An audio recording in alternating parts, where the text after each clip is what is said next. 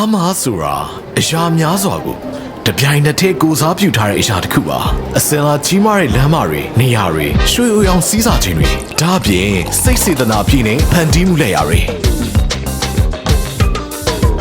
ဒါတွေကိုခွက်ချင်းတိုက်ရင်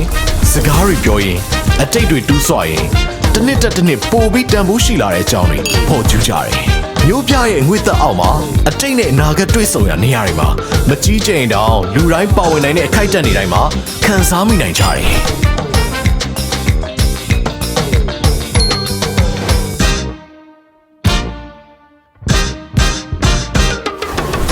ဒီယာရီကိုဂုံပြုတ်ရင်ပျော်ရွှင်ကြတယ်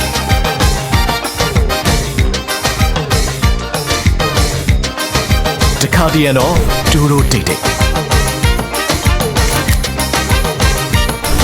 စိတ်တူကိုယ်ရီစုံကြရင်တော့ကျေလောင်မြူးတူးစွာနေပေါ့ဒီနေ့ဒီမှာအမြင့်တွေ့နေတဲ့ဒီကနေ့ထိအသက်ဝင်နေစေမျှဝေနေစေစိတ်ဓာတ်ပါပဲ Bomber Club do it the bomber way